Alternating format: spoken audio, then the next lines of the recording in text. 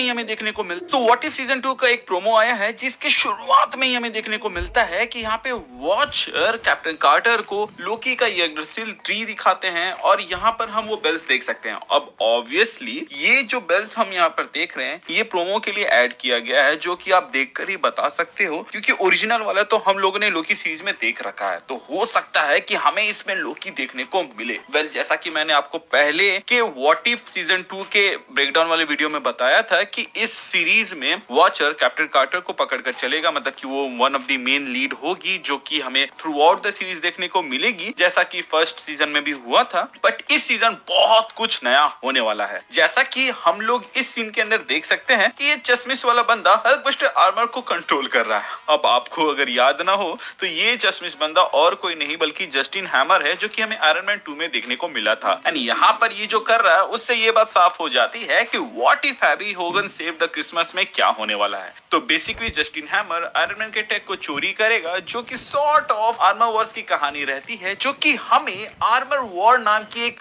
Movie के अंदर भी देखने को मिलेगा, जिसमें लीड में रहने वाले हैं हमारे वॉर मशीन वाले भैया। तो हो सकता है कि इसमें थोड़ी फनी वे में दिखाया जाए और उसमें थोड़ा सीरियस वे और मार्वल की जो कहानी चल रही है उसके हिसाब से दिखाया जाए, नहीं तो ये दोनों कहानी सेम हो जाएगी। वैसे मुझे तो लगता है कि हैप्पी होगन आयरन लेजेंड की मदद से यहाँ पर सबकी बैंड बजाएगा और अवेंजर्स एंड में आएंगे, क्योंकि अवेंजर्स क्रिसमस मनाने के लिए किसी जगह पे बिजी होंगे। इसीलिए हमें थॉर और टोनी दोनों ही सेंटा क्लॉज के कैप को पहने हुए दिखते हैं। और ये वाला शॉट जहाँ पर ये आसमान से आ रहे हैं शायद तक उसी एपिसोड का होगा, क्योंकि यहाँ पे सबके यूनिफॉर्म बिल्कुल अलग ही हैं। खैर अब हम आते हैं हल्क के ऊपर, जिसके ऊपर ये वाला प्रोमो काफी ज्यादा एम्फसाइज करता है, क्योंकि हम देख सकते हैं कि यहाँ पे हल्क थोड़े एक्शन में दिख रहा है और ये जो रेड कलर का टिंट हमें देखने को मिल रहा है ये पॉसिबली है स्कारलेट विच के मैजिक के वजह से। एंड ऑब्वियसली अभी तक आपको ये बात तो पता चल ही गया होगा कि हमें सीजन 2 में एक एपिसोड देखने को मिलने वाला है जिसमें what if the Avengers assemble in 1602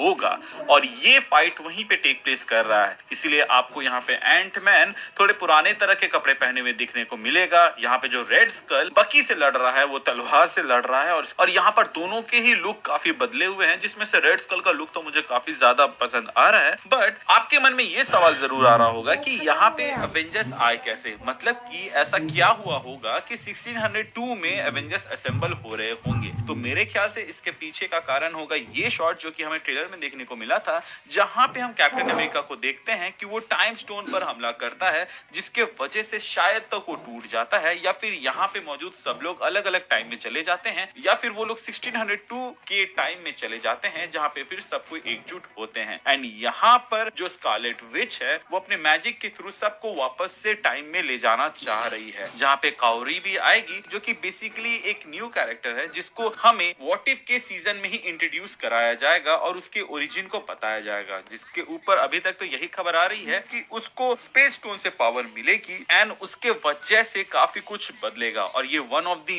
main lead है सीजन 2 की। इसके अलावा हमें पता था कि what if nebula join the Nova corps वाले एपिसोड के अंदर नेब्यूला योंडू को मार देगी, लेकिन इस वाले एपिसोड में हम देख सकते हैं कि नेब्यूला सिर्फ योंडू को मारेगी नहीं बल्कि उसके वेपन को भी अपने अंदर ले लेगी। इसके अलावा हम यहाँ पर एक शॉट के अंदर ये देखते हैं कि किसी ने म्योनिर को रोक लिया। अब ये देखने से तो ऐसा लगता है कि थॉर ने, अब जब भी म्योनिर का जिक्र हुआ है हम लोगों ने सिर्फ थॉर के बारे में सोचा है, बट हो सकता है कि इस बार शायद तक सीन डिफरेंट हो, क्योंकि हम लोग ये बात जानते हैं कि म्योनिर को थॉर से पहले हेला उठाती थी। तो हो सकता है कि हेला ने यहाँ पे म्योनिर फेंका होगा ओडिन के तरफ, जिसको ओडिन ने रोक लिया होगा, और उसके बाद से उसने उसके हेलमेट को उससे छीन लिया, और हैमर तो छीन ही लिया था, और फिर अर्थ में बैनिश कर दिया, जिसके ग्लिम्स हमें ट्रेलर में देखने को मिले थे। और ये चीज हम लोगों को दिखाया जाएगा what if Hela found the 10 rings वाले एपिसोड के अंदर, जिसके अंदर हम ये देखेंगे कि हेला जब अर्थ जाती है तो वो फिर टालो पहुंच जाती है, जहाँ पर शायद तक वो अच्छी बन जाती है। एंड उसके बाद कुछ होता है जिसके वजह से वहां पर ओडिन आता है आर्मी लेके लड़ने के लिए, एंड टालो में 10 रिंग्स के साथ यहाँ पर हमें वेनवू और Hela as guardian army plus Odin से लड़ते हुए दिखते हैं, जहां पर एक शॉट तो हमें इस प्रोमो में देखने को मिल गया कि वेनवू किस तरह ओडिन को पंच कर रहा होता है उन 10 रिंग्स के मदद से, जो कि देखने में काफी ज्यादा मजा आने वाला है, क्योंकि